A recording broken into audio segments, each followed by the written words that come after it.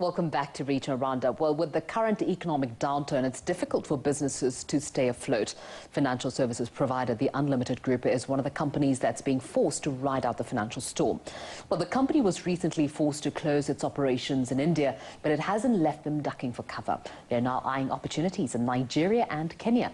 And to find out more, I'm joined by the group's financial director, Andrew Bahlman. Andrew, thank you so much for joining us. What are these opportunities that you're looking at in Kenya and Nigeria?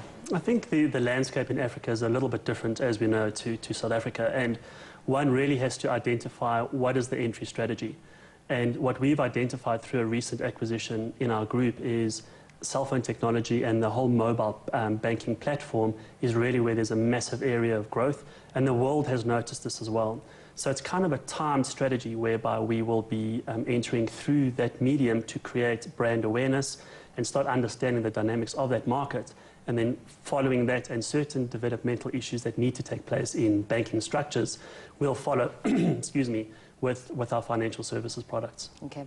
I'm trying to look at practical terms, how this would be implemented. What services would you be providing? Well, effectively, it starts with something as simple as mobile content. You know, particularly in Nigeria, certain elements of sports and a varied number of interest groups are absolutely focus on this content element. So what it is going in there and creating a self-sustaining financial engine to help fund the offshore operation, because also it's understanding that certain elements of the banking arena in which we need to play isn't mature enough in those areas. So that's really how it plays out.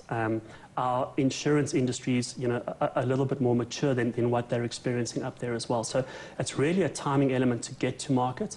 And then once, you know, we've built up those ties and those relationships, how do we effectively exploit our expansion strategies? What are some of the challenges that you foresee? I think one of it is banking and the insurance infrastructure. Obviously, ours is Nigeria, particularly. Focused on Nigeria. Yeah. The regulatory environment's very different to South Africa. I'd say, particularly in Nigeria, it's quite a progressive environment, so there's a lot of opportunity for growth and development. However, there isn't a formal collections platform, banking platform, and obviously certain elements around risk and insurance need to evolve for it to be able to absorb the products that we move. Looking at the mobile sector, a lot of the companies are going into Africa purely because the telecom industry is doing rather well. I mean, that's very competitive for your market to go in as well. What are the challenges you foresee there?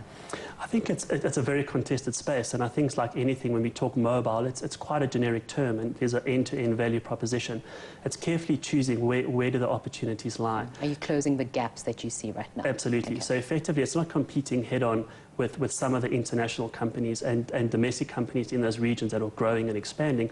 It's saying, how do we get a complementary strategy to effectively leverage what we need?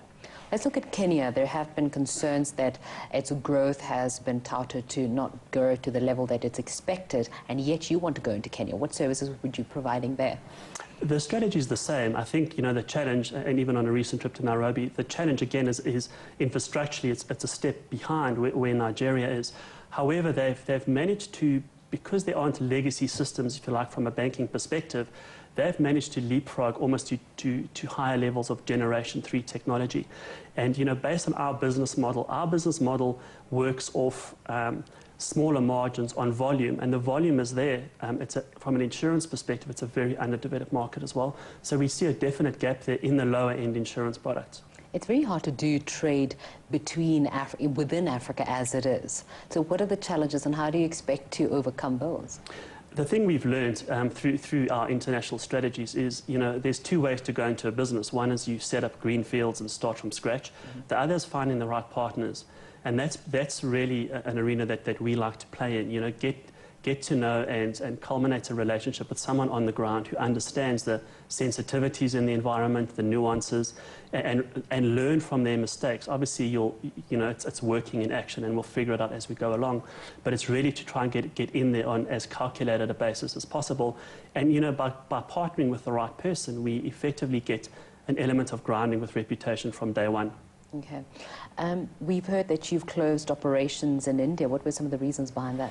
I think we downscaled. I think essentially what had happened about 2 years ago was an opportunity had presented itself. We went across, you know, you research to a degree, and, you know, one thing we do is work in action. You know, you can analyze as much as you like. You need to get into the actual space.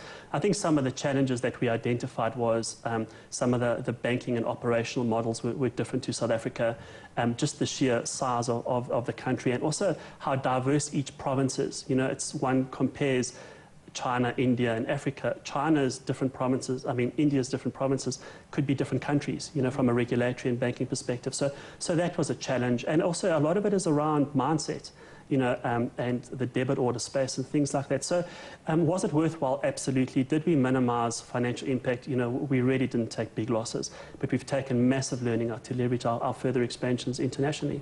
All right, Andrew, thank you so much for chatting to us. Thanks very much, Wendy.